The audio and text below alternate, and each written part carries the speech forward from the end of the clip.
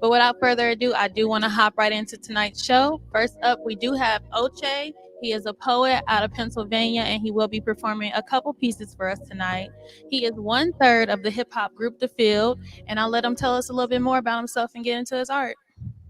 Yeah. Thank you for having me. Thank you for having me. I'm happy to be here. Once again, I'm 1/3 of the group The Field, and I got a new single out that's called So Cold. You can check it out on all platforms. My name is Oche, Oche, Igboyi, Igboyi.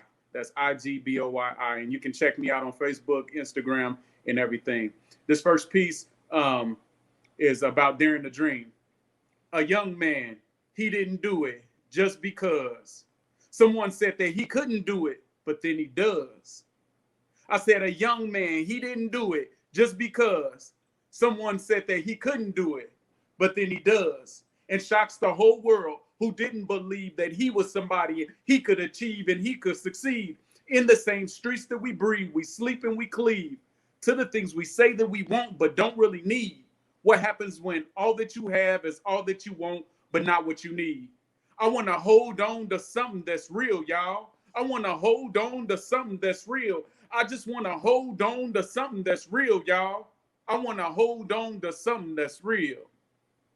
That's that piece. The next one that I like to do has really been sparked by the movement that we've seen across the globe, where a lot of people are awakening to the need for justice for Black people in America. And that kind of prompted this one. And a lot of people have said a lot of stuff. And there was even a pastor that had a conversation with a prominent gospel rap artist, and he mentioned something about white blessings, and that was something that was unfathomable of somebody who calls themselves an ally to the movement to say something like that, and then a pastor to say something like that. It was just kind of crazy how tone deaf he could be. So I put this verse together for a friend of mine.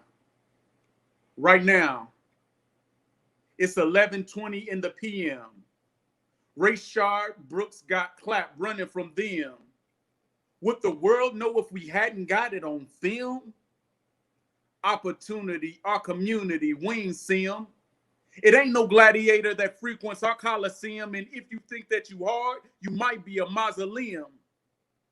Take this backpack to the back of the taqueria, fill it straight to the brim, leave a message for Slim. Tell him I've been grinding and I ain't even making ends, and probably if I find them, we can't even make amends. I ain't even making friends with half of the things I say. None of it makes sense to half of us pass away. Half of us Freddie Gray or all of us George Floyd. Nobody's allowed to move, the establishment getting annoyed. I try not to avoid the movement, but the Rona got me second guessing all the ways I've been moving. Watch the media we consuming, cause Karen, she deny our greatness, yet she pray for our ruin. Reparations out of the question? They suggested. If we give it to them, that mean we kind of confessing, mean we kind of regressing, mean we losing our leverage, mean we losing our blessing to help them fetch us a beverage. Will you please fetch me my slippers, my young nigga, my nigger, my negro? Never gonna call you niggas. Used to entertain us, but now you mostly frustrate us.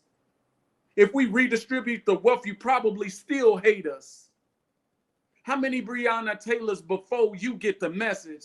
There ain't a nigga alive that can hinder these white blessings. And that's that piece. Wow. I'm sorry, I'm a little bit speechless. That was so politically correct and charged and so timely for everything that's going on right now. Like you said, that was amazing. Thank you.